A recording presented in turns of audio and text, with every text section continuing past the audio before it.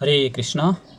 বৈদিক শাস্ত্র থেকে জানা যায় যে সর্বকালেই ভগবানের এবং ভগবানের ভক্তদের অনেকে নিন্দামন্দ করেছেন, অনেক অভিযোগ অনুযোগ করেছেন। সেই সত্য, ত্রেতা, দ্বাপর এবং অদ্যাবধি কলিকাল অবধি সেই ধারা চলমান।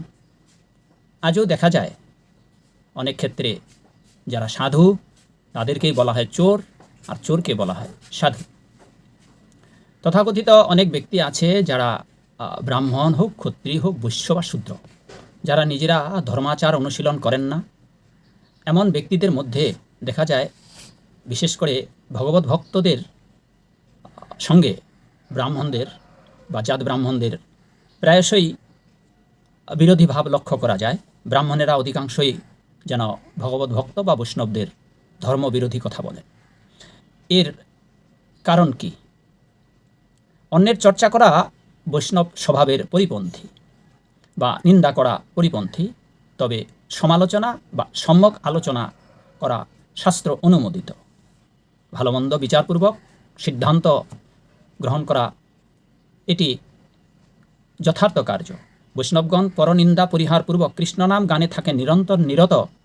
ব্রাহ্মণেরা অধিকাংশই বৈষ্ণব ধর্মের বিরোধী, একথা ভাবতেও হৃদয় বেদনা ক্লিষ্ট হয়। কারণ প্রকৃত ব্রাহ্মণই তো যথার্থ বৈষ্ণব। তবে তথাকথিত জাত ব্রাহ্মণ কুলদোষে, অসৎ সঙ্গে, কপট শিক্ষা দোষে বৈষ্ণবদের প্রতি বিষোদ্গার করেন।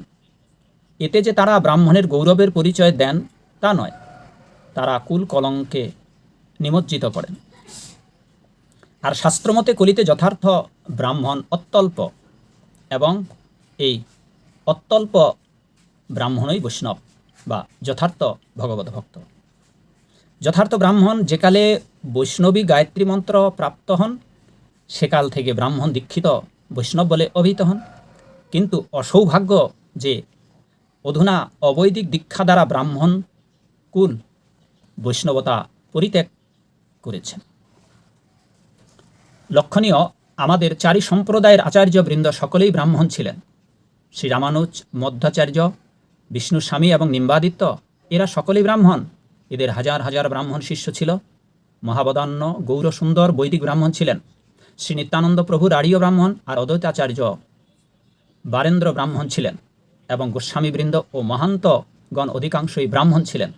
এরূপ হাজার হাজার ব্রাহ্মণ বৈষ্ণব ধর্মাশ্রয় করে জগতে অকৈতব ধর্মপ্রচার করেছেন, কৃষ্ণ ভাবনার আন্দোলন করেছেন, এবং অদ্যাবধি কেউ কেউ করছেন। সুতরাং কোনো ব্রাহ্মণ যদি বৈষ্ণব ধর্মের প্রতি বিরূপ হন, বুঝতে হবে সেই ব্রাহ্মণে পূর্বযুগের রাক্ষস প্রবেশ করেছে। রাক্ষসা কলিমাশ্রিত জায়ন্তে ব্রহ্মজনীষু। সুধীবৃন্দ, চৈতন্য মহাপ্রভু শ্রীধাম নবদ্বীপে যখন হরিনামের প্লাবন বয়ে দিলেন, তখন জাতকুল মানে নিমজ্জিত নামধারী তথাকথিত ব্রাহ্মণেরা বিচারালয়ে আসীন হয়ে তারা মহাপ্রভুর নামে অভিযোগ করেছিলেন, হিন্দু ধর্ম ভাঙ্গিল নিমাই। সুতরাং যারা নিজেরা সদাচারী বা ভগবত ভক্ত হয়ে বা ভগবত ভক্ত হতে পারছে না, এমন ব্যক্তিরা যদি ভগবত ভক্ত বা বৈষ্ণবের নিন্দা করেই থাকেন, সেটা আশ্চর্যের নয়। এটা চিরকাল হয়ে আসছে। সকলেই তো আর সাধু হবার সৌভাগ্য লাভ করতে পারেন না। তাই সেই নিন্দামন্দ সহ্য করে আপনারা ভক্তি ভাবনায় ভাবিত হয়ে ভক্ত হবার চেষ্টা করুন। সকলেই ভালো থাকবেন। জয় শিল প্রভুপাদ। জয় হোক আপনাদের সকলের। হরে কৃষ্ণ।